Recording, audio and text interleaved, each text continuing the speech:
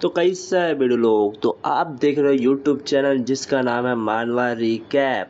तो मैं आपके लिए लाया हूँ एक बढ़िया सा नया मानवा जिसका नाम है चेंज योर स्टोरी। तो गाइस इसके बारे में ज़्यादा बकचोदी तो मैं करूँगा नहीं, इस नाम के ऊपर मैं ज़्यादा बकचोदी करूँगा, इसका नाम क्यों है ऐसा। तो चलो स्टार्ट करते हैं। तो भाई मौसम बहुत ख़राब हो रहा होता है, बिजली कड़क रही होती है, बहुत तेज़ आंधी तूफान चल रहा होता है। वहीं पे हमें सीधा एक रोशनी दिखाई जाती है और वो सीधा मिल जाती है एक हॉस्पिटल के पास, और जहाँ से बहुत ज़ोर की चीख की आवाज़ आती है। तभी हमें दिखाई जाती है कि वहाँ पे एक पेशेंट होती है और वो बच्चों को जन्म देने वाली होती है। वहाँ डॉक्टर कहते हैं बस थोड़ा और, तुम बहुत अच्छा कर रही हो, वह बस आने वाला, चलो डार्लिंग एक और जो लो। उसे एक बहुत तेज़ चीख के साथ वहाँ बिजली कड़कने का सीन दिखाया जाता है। वहाँ बच्चे का जन्म हो चुका होता है वाइस, और उसे देखते साथ ही सारे डॉक्टर और उसके माँ बाप सब हैरान हो जाते हैं, क्योंकि भाई वो बहुत ज़ोर से चमक रही होती है वो बच्ची, और वो उसे देखना देने एक सदमा लग जाता है, क्योंकि वो एक माँ के साथ पैदा होती है, इंसान के साथ। जिसे देखने के बाद वहाँ का जो मेन डॉक्टर होता है वो सीधा बोलता है भाई जल्दी प्रेसिडेंट को बुलाओ, वो आ गया है। और ये सुनते के साथ ही भाई बाहर रिपोर्टर्स की भीड़ लग जाती है, चमक देख कर वो लोग फ़ोटो खींचने लगते हैं। तभी हमें उस बच्चे के मन की आवाज़ सुनाई देती है, तुम भी सोच रहे होगे कि यहाँ क्या हो रहा है।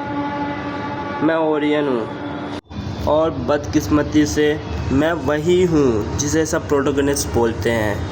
मुझे ये समझने में 3 साल लग गए कि इस दुनिया में हर कोई एक ख़ास निशान के साथ पैदा होता है। ये निशान ही तय करता है कि आप इस दुनिया में क्या उखाड़ने के लिए आए हो। तभी हमें 4-5 तरह के निशान के बारे में बताया जाता है। एक तो होता है प्रोटोगनिस्ट, दूसरा एक्स्ट्रा, तीसरा लव इंटरेस्ट, साइड कैरेक्टर और एंटागोनिस्ट। तो इसके साथ हम ज़्यादा मत्थामारी मत करो, हम आगे आगे इसकी पूरी डिटेल के साथ बताएंगे। बीच में हमें आवाज़ आते तो कपल के, और वो कह रहे थे ओ डार्लिंग देखो इसकी आंखें तो बिल्कुल तुम्हारे जैसे, उसे बच्चे देख कर बड़े खुश हो रहे होते हैं। तभी हमें इनके बारे में कुछ बताया जाता है कि ये तत्काल एक्स्ट्रा लोग हैं जो इस दुनिया में बस रोज़मर्रा की ज़िंदगी और साथ में बस जनगणना बढ़ाने के लिए आए होते हैं। मतलब वेले लोग हैं, इनका कुछ काम नहीं होता दुनिया में, बस आते हैं, कमाते हैं, खाते और चले जाते हैं। लेकिन तभी हमारे मेन कैरेक्टर क्या हो जाते हैं, वो कहते हैं भाई हर कोई इतना नसीब वाला नहीं होता है। कुछ लोगों के पास एक ख़ास सोल के साथ पैदा होते हैं, जैसे कि लव इंटरेस्ट।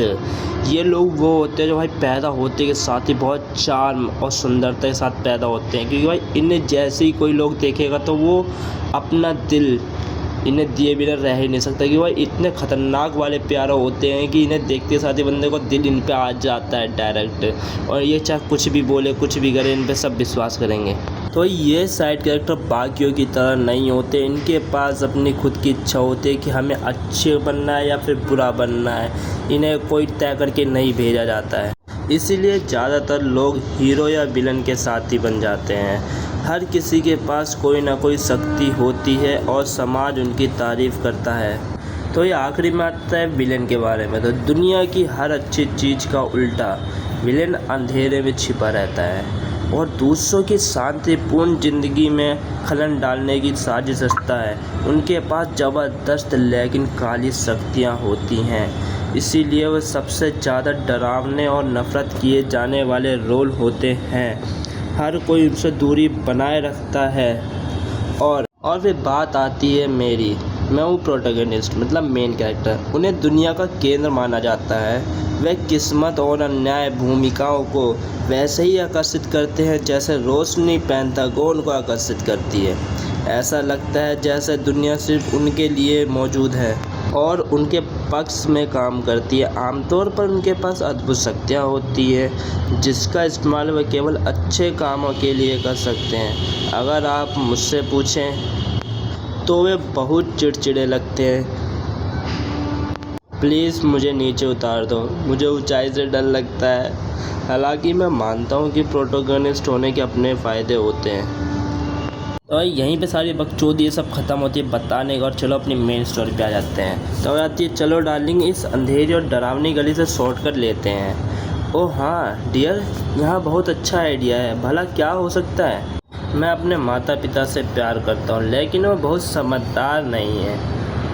तभी भाई एकदम से सामने एक बंदा आता है, वो हमसे कहते हैं कि तुम्हारे पास जितने पैसे सब मुझे दे दो ताकि मैं तुम्हें चाकू से मार सकूं। इस चाकू को देख के मेरे माँ बाप बिल्कुल डर के काँप रहे होता है। भाई मैं चला जाता हूँ सदमे में। तभी मैं अपनी पावर को थोड़ा इस्तेमाल करता हूँ और अपने खिलौने को नीचे फेंक देता हूँ और भाई साहब वो ठट ठट करके टकराते हैं, सीधा जाके उसके ठुड्डी पे लगता है और भाई साहब उस बंदे के प्राण वहीं के वहीं निकल जाते हैं। अभी एक आवाज़ आती है, थैंक यू डार्लिंग। क्या मैंने अभी किसी को मार डाला? तो मैं ज़्यादातर समय अपनी भूमिका को नज़रअंदाज करने की कोशिश, हालांकि ये वरदान से ज़्यादा एक अभिशाप है कि भाई हमारा जो MC है वो भाई बिल्कुल भी लफड़ों में पड़ना नहीं चाहता। वो अपनी ज़िंदगी एकदम शांति प्रिय तरीके से जीना चाहता होता है। तभी हमें दिखाया जाता है कि ओरियन भाई जब ये 4 साल का होता है तब इसके पीछे कुछ गुंडे हमला करते हैं और ये उस समय भी कुछ नहीं करता। और जब ये 6 साल का होता है तो भाई सब बिल्डिंग में आग लगी होता है, ये कुछ नहीं करता, फोन करके बुला लेता है फायर ब्रिगेड को।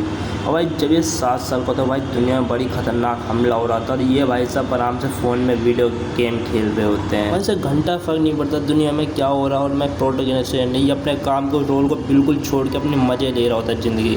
और जब ये 9 साल का होता है तो भाई इसकी क्लास में एक बच्चा आता है जिसका नाम होता है ट्रकपुन। भाई मुझे भी नहीं पता इसका नाम ट्रकपुन क्यों, क्योंकि इसकी शक्ल पे भी ट्रक बना रखा होता है फ़ोटो पे। तो मुझे भी नहीं पता इसकी शक्ल में ट्रक क्यों बना होता है फ़ोटो में, आगे चल के पता चलेगा। और ओरियन जब 10 साल का होता है तब वो एक बुक उठा के पढ़ता हूँ। उस बुक से आवाज़ आती है, यंग हीरो, हमारी दुनिया को तुम्हारी मदद की ज़रूरत है। बस इतना सुनते साथ ही हमारे ओरियन का दिमाग से आता है सट्टा और उस बुक को बहुत जोर से बंद करके कहता है, चुप शांत रहो।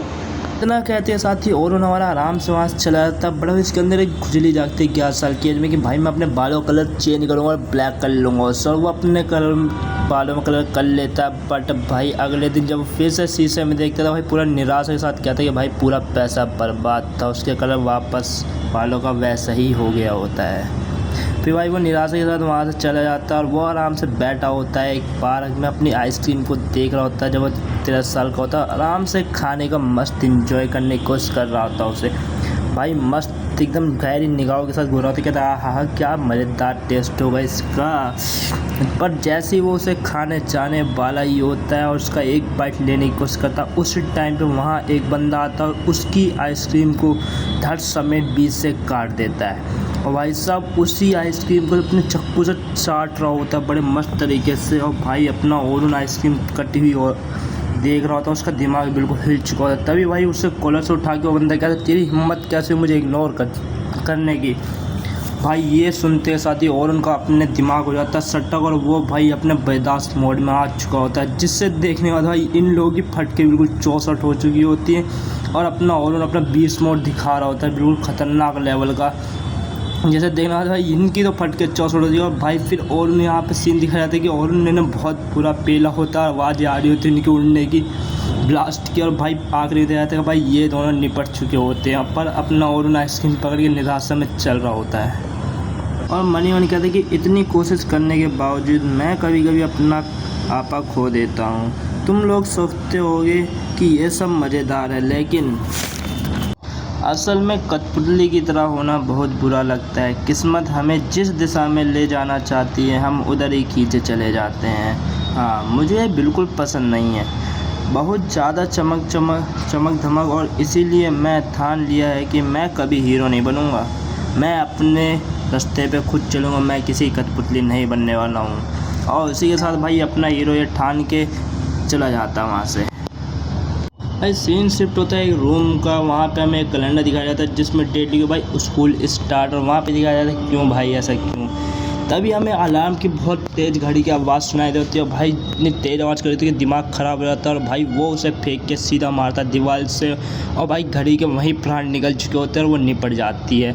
तभी भाई साहब हमारा अपना ओरियन कैरेक्टर आराम से मस्त उठता है और अपने सर पे हाथ रख कहता है यार ये क्या सरदर्दी हो गई है स्कूल की भी। फिर वो आराम से मस्त अपने बैल्कनी के दरवाज़ा खोलता है, खिड़की को, और देखता है बाहर का नज़ारा कि कितना मौसम सुहाना सा हो रहा है।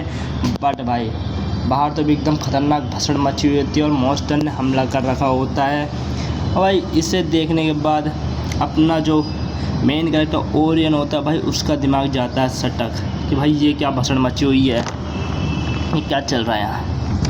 बस यहीं पे पार्ट ख़त्म होता है और नेक्स्ट पार्ट चाहिए तो कमेंट कर देना। और हमारी फुल वीडियो देखने के लिए धन्यवाद आपका।